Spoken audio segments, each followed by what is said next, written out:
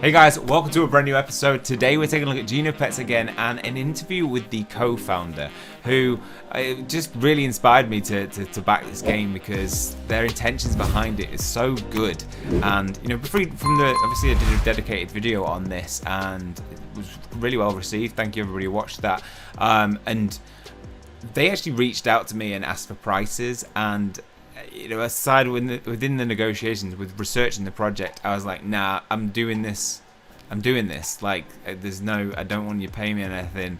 I'm just going to do this because this is a project that I really love the intention behind it. I love the fact that it's looking after people's well-being physically and mentally whilst giving you a game that's enjoyable and the opportunity to earn whilst you do those good things, which I don't think we get a reward for. As I mentioned in the interview, we don't get, you know, reinforcement for some of the good behavior we do all the time.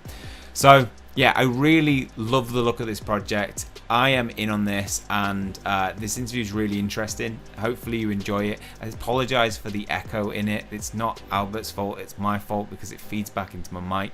I didn't realize that would be a problem, but we can hear him loud and clear.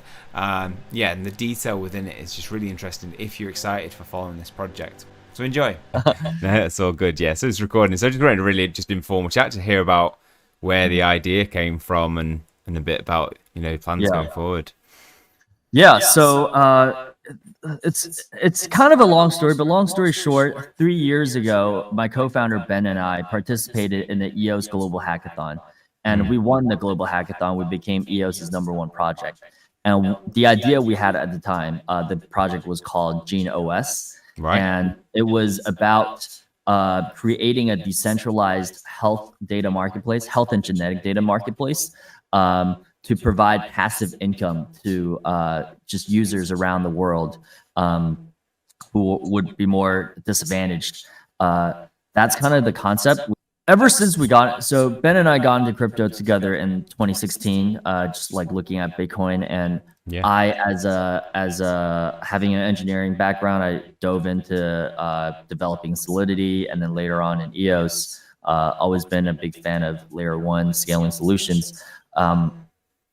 The big thing that we were attracted to was this promise of being banked the unbanked and level and equalizing the playing field for everybody. And I think the one thing that we've seen in the crypto economy is the ability to remove the middleman and redirect a lot of this cash flow to users and to people who are actually providing value via either liquidity or, at the time we were thinking, data to the network. So that was our original idea. Fast forward 2 years later, EOS wasn't having much traction, and they actually closed their VC arm, so we closed the project as well. Throughout the process, we also realized that while that idea was pretty novel and pretty cool, it was way too early to do it. There was no infrastructure for it. There's no structured way of learning from any of this data where it would allow people to, let's say, pay for it. So the demand side of the equation wasn't there. So we took a break for a little bit, said goodbyes, and then earlier this year, when NFTs first became active again in February, I was looking at Zed Run, and I called Ben back, and I was like, "Are you seeing what they're doing here?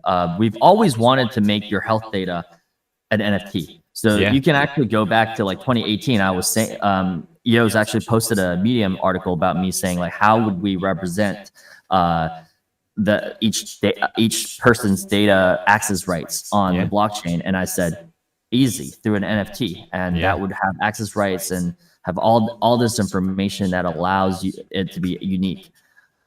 And then Ben, at the time, Ben is the more creative one out of the two of us.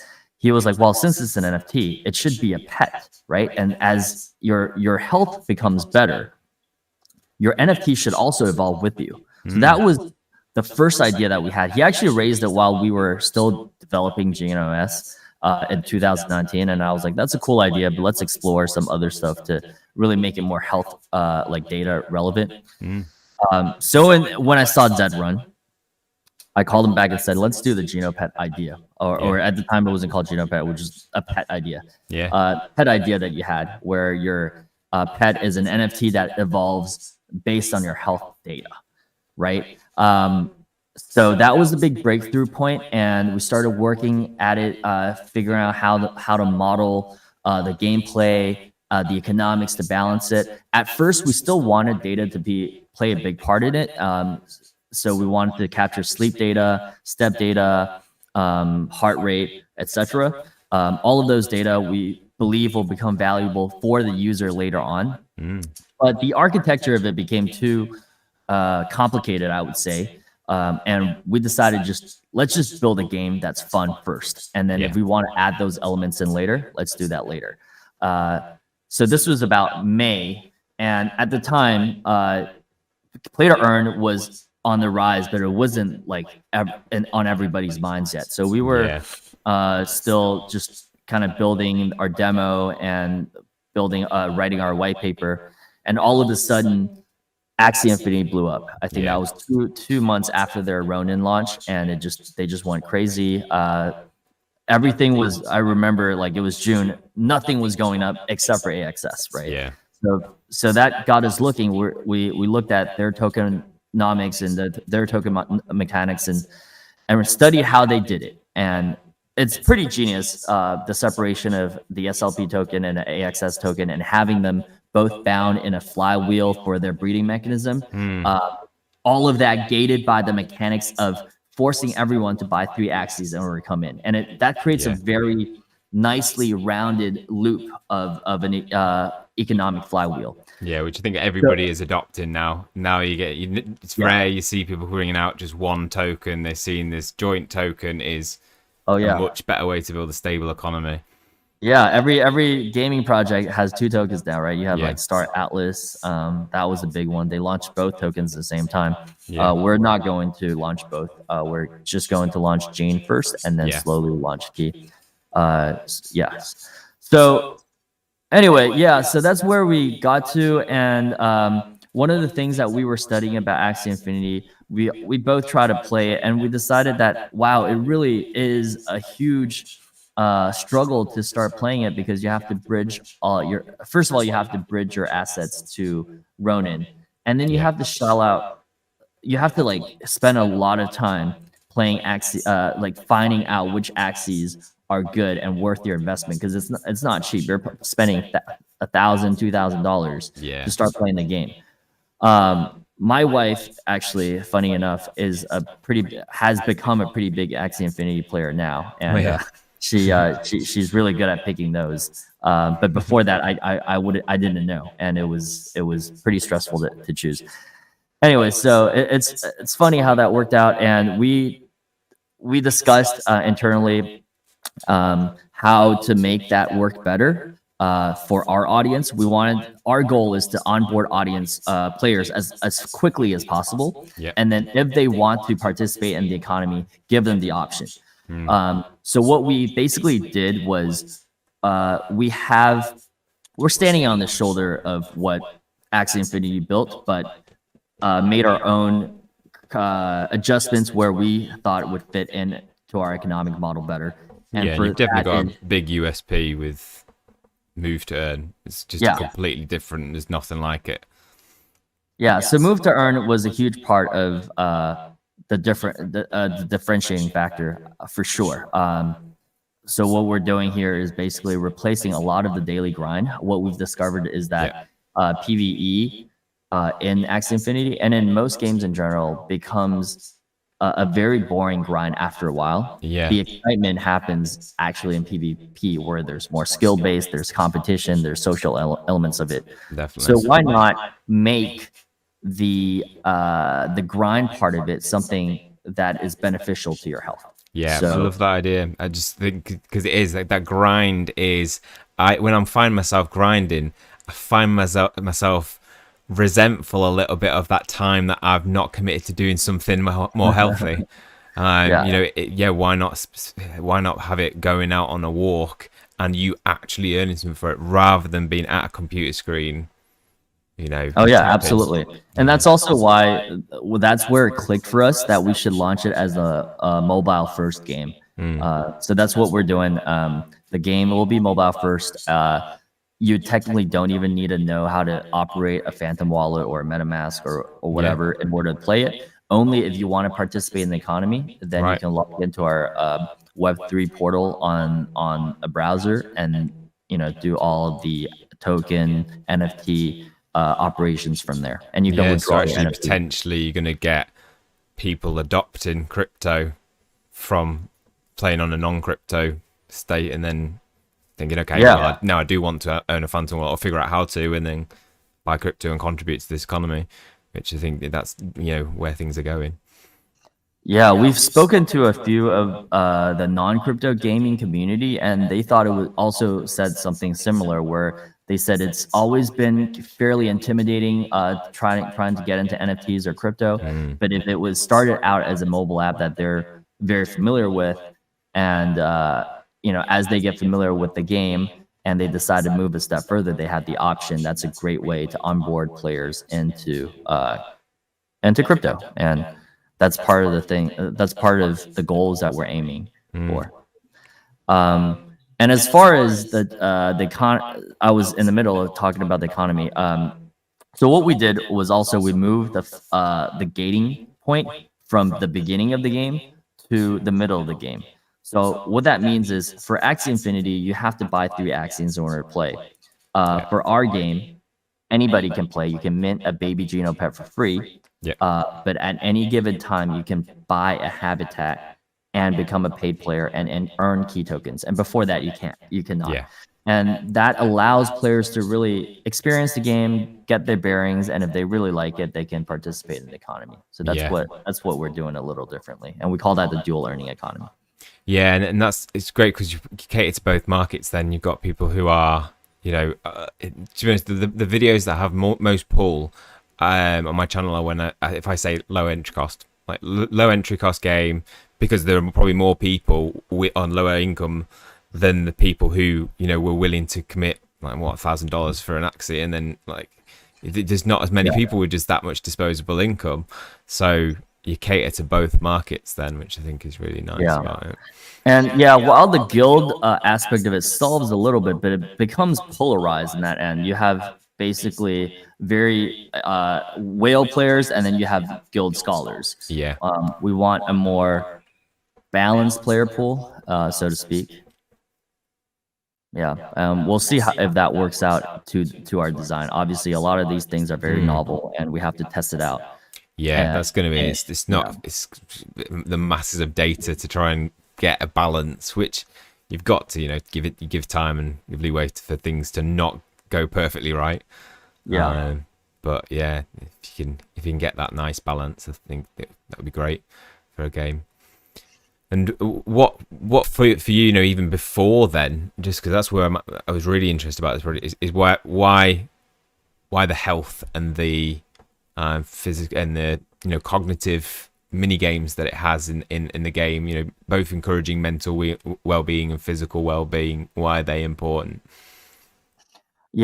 So there's a largely philosophical reason for that, and that is, I think games are a huge influence in our lives, the same way that media is, movies, TV shows, and such. And I think a lot of games have turned predatory, in which case they're monetizing your attention and not really turning you into a better person. Gaming and the gaming so one of the insights that we had very early on was that the identity people can have in a digital world can sometimes feel more important to their actual physical counterpart. Definitely. And I'm a big MMORPG player from back in the day. I was an EverQuest player since like 1999. So I understand that feeling. And you can use that feeling and that bond with your digital avatar is so strong that it can incentivize a lot of behavior. So much so. So I think Ben and I Pokemon Go was like just the Pokemon Go was the most I have ever walked in my life within a space of a year. Like, Yeah. I was so incentivized to go out. Where, like, take away, like, I don't play Pokemon Go anymore. I think about the incentive for me to go out and walk now, just on a random walk in a random region. I would struggle to find the motivation for it. But if you told me that there was a Pokemon that was hatching there, or if I could, go walk off my 10k egg, for some reason, something in my brain snaps and I find the motivation. So absolutely, like, it really does encourage behavior and rewards you for it, where I don't think we always have those things in place in our society of, rewarding that kind of behavior. Yeah, and you're absolutely right. I think we also looked at Pokemon Go and saw how. I remember in 2016, that one summer it launched, the world became a better place for a few weeks. People were playing it all over the place, meeting each other, and we haven't seen that. In this Yeah. digital transformed world, we haven't seen that kind of interaction between people so organically in a while. So Yeah, we it's next wanted level. if you hold the bullets, you want to be a little bit idealistic, and you want to incentivize good behavior, and behavior that's beneficial to both your physical and mental well-being. So that's our general reason for it. But I would say Ben, if he were here, he would say something even more personal, which is that his whole life he struggled with health problems, and he since recovered, and it took a lot of work to get to where he is today. And if he had some kind of motivation or some kind of incentive to help him get better, that's something he would have loved. That's a game he would have loved to play when he was younger. And so that there's a certain part of the personal idealism there from him. Yeah, and that was my draw. I mean, I'm outside before gaming. Like, I now do this full time, but only recently in the past 3 months have I gone full time. But before that, I spent the past 10, 15 years working as a cognitive behavioral therapist. So I work with, I've done my psych degree, I did a diploma, and I've just been working with mental health, anxiety, depression my whole life. So that's why when I see a game like this that is focusing so well on physical and mental well-being as well as gaming and providing something that's fun, that's why personally I had a big draw to it and thought, I got. That's incredible. Wow. So what kind of therapy would you? Yeah, I would love to. I know this is supposed to be learning about me, but I would love to learn a little bit about. Yeah, so I mean, some people might not even know that. I might think that I've just been doing this because I've had the channel for about 5 years. But so a cognitive behavioral therapist, we work with I work with in the community, so people are referred by the NHS, and we'll just see people we get funded 6 to 8 sessions to work on a variety of mild to moderate anxiety, depression problems. So that can be anxiety, PTSD. We say mild to moderate, but in UK you never get mild to moderate because there's this big step off of severe. There's no services, there are, but you'd have to be waiting like 2 years to get onto them. So we see a lot of basically mild to severe, but you see like PTSD, OCD, panic disorder, mass variety of different disorders. And yeah, so I love doing that and kind of miss it having not done it for the past 3 months, but I've just seen such a good opportunity in this and doing this and running the channel that I've felt like I kind of just need a little bit of time to focus on myself and do something that's just pure, creativity, because I don't really get a little bit creative chances within your work, but not. It's focused very much on, supporting other people. But yeah, I think having a game that does it for the masses, and that's why I want to get on board and help support this project. Absolutely. So is there anything from your professional experience that can be replicated in a game with some of these mental health issues? Yeah, I mean, the main treatment for depression is behavioral activation. So it's increasing meaningful activity. So, I mean, with exercise, that's obviously one that just helps biology but meaningful activities that people find enjoyable personally. So I might not find very much interest in baking, but I would find a lot of interest in, doing an active sport, or, my brother would find pleasure in photography.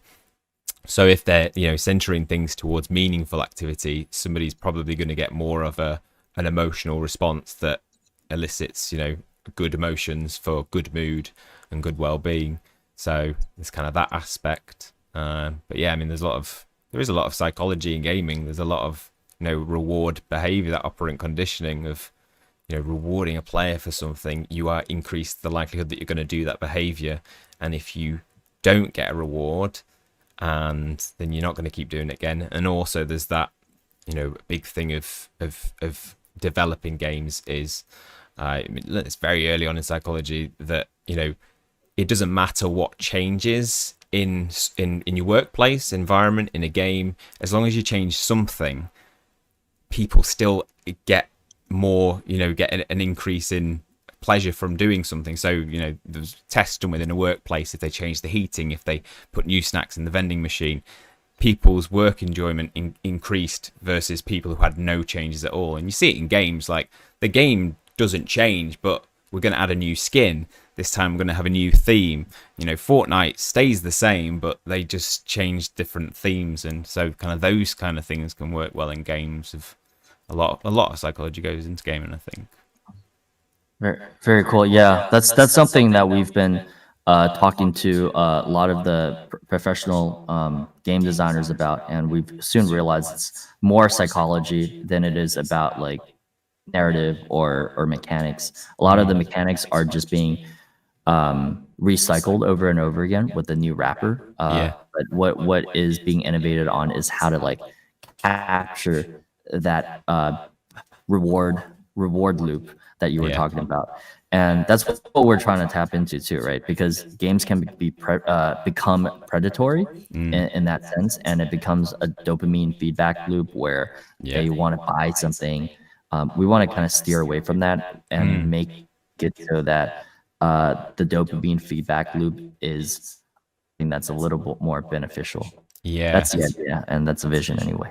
Yeah, I mean, because like computer games, gacha mechanics can become very addictive. But I think with going from, and that's why I moved out of pure mobile gaming into play to earn gaming, because that's all about giving money to the creators of the game.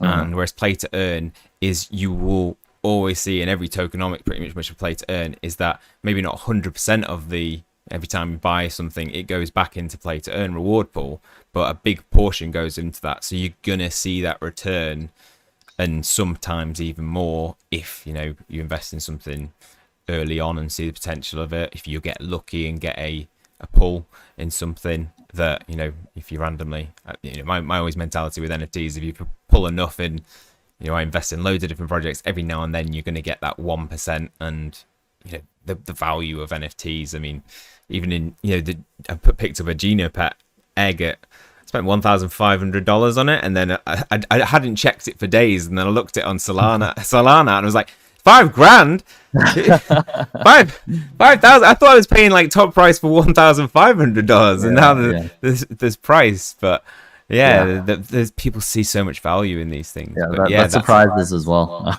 it's very humbling. Yeah. Brilliant. Yeah, but really excited for the project. I think appreciate it. It definitely looks like it's got a lot of potential going forward. What are your plans for just to kind of, what if you're going to tell people what things to look out for in the next couple of, what's your roadmap looking like, and how are things going along with that? So everything is building towards private beta launch probably by the end of this year, if not then early next year. So everything that we're doing is leading up to that. So as you probably know, you have an egg.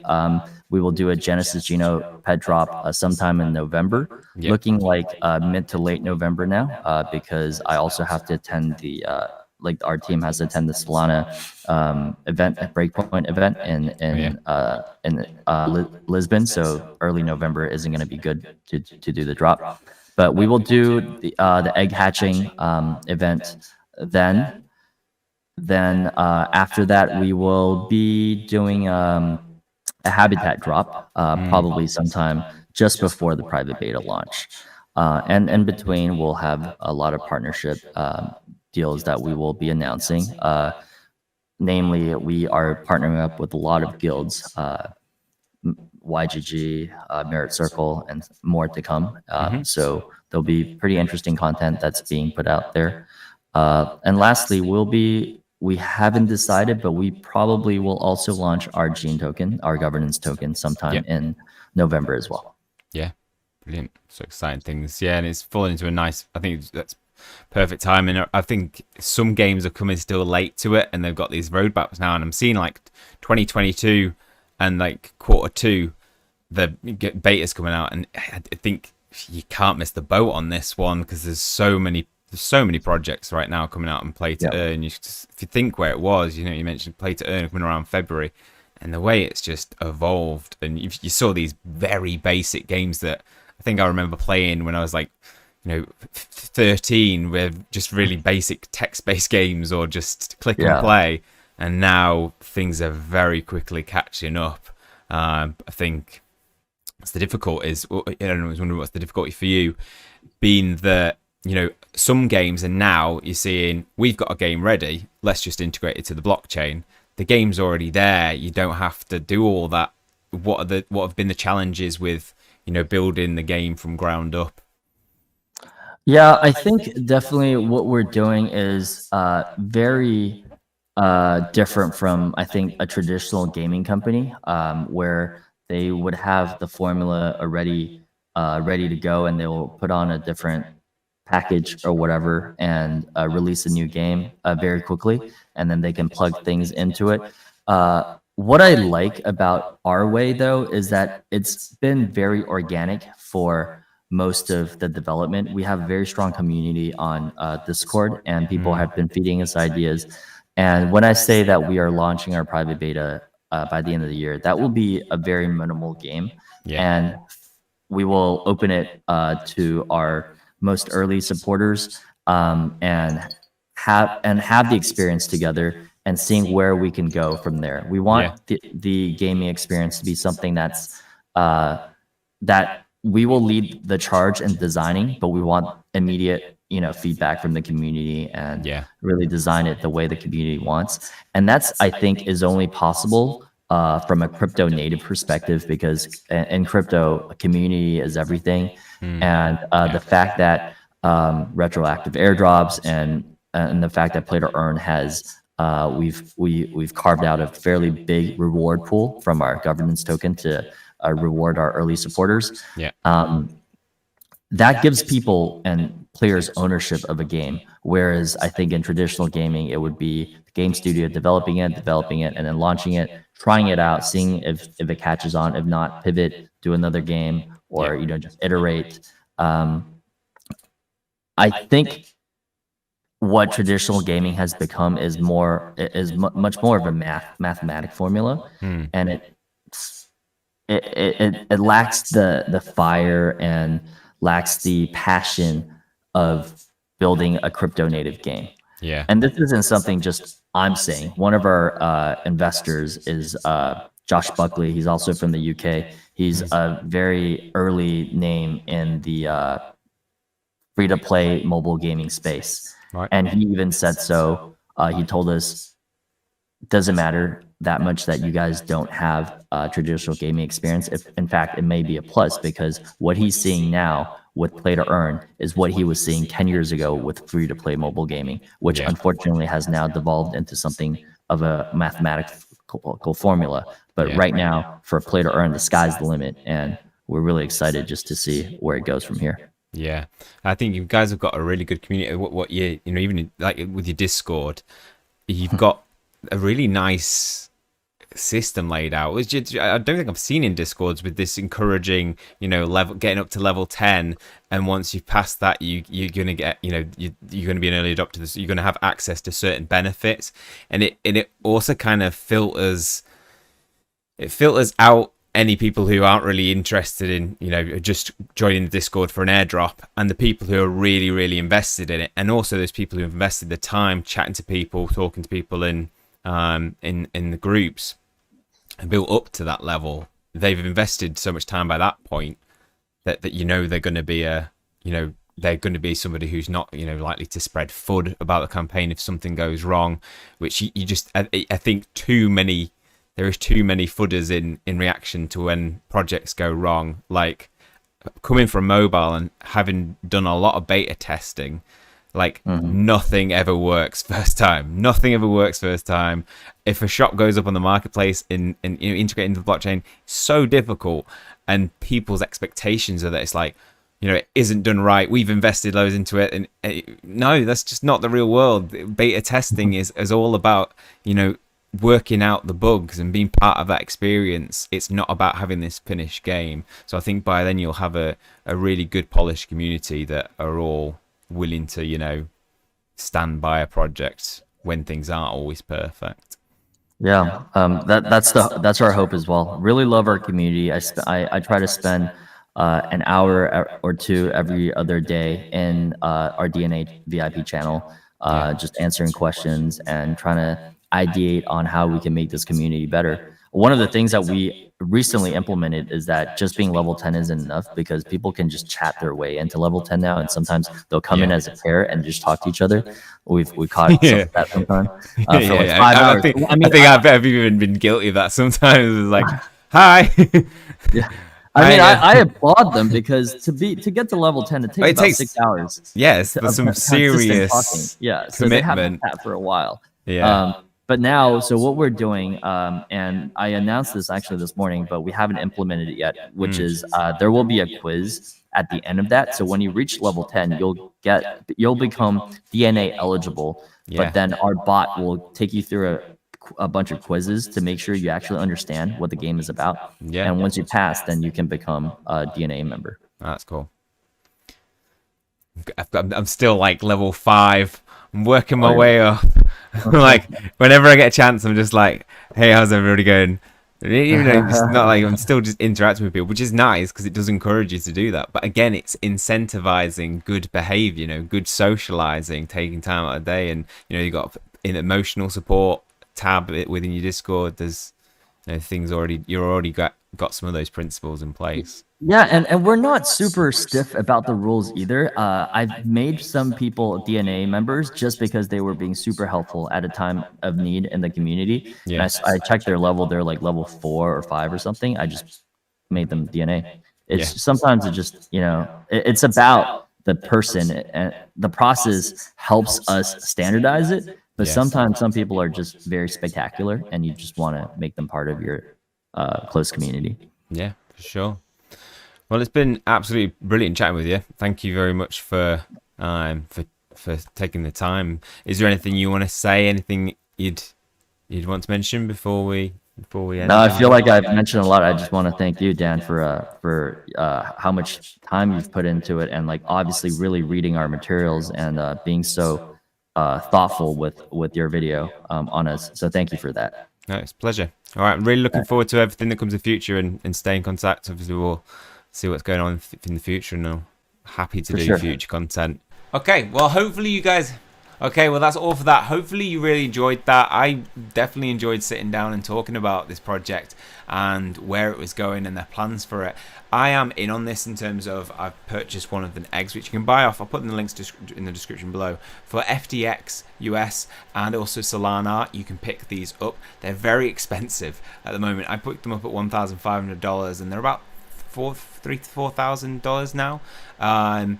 But yeah, I'm really in on this. These are basically the paid ones that will give you a guaranteed chance of getting a Mystic, so a fully evolved Genopet early on. But this is going to be free to play, so there's no entry price. Really, no entry price that you can actually get into playing this game and be rewarded for moving to earn. So I'll put all the links to this in the description below, so you can check out Solana Art and FTX.us, where you can actually pick up a Genesis egg, which will evolve into a fully evolved Genopet Mystic, and they're going to be really rare to acquire, but they cost $1,500 when I bought them, and they're currently valued way over that, like 3x'd. So, take a look at it, see if it's something that you'd be interested in investing in. I'm investing it from this is not like a profit one in my mind. This is, I really want to play it and get involved with it at a really good level. So yeah, do your own research for it, see whether it's a worthwhile investment for you. But yeah, really excited for this project, and thank you, Albert Chen, for sitting down with me and telling me all about it. Okay, that's all for this one. Hopefully you guys enjoyed it. If you did, please leave a like on the video, hit subscribe if you want to keep up to date with future content. That is all from me. See you guys soon. That's not my camera. I was gonna see you guys soon.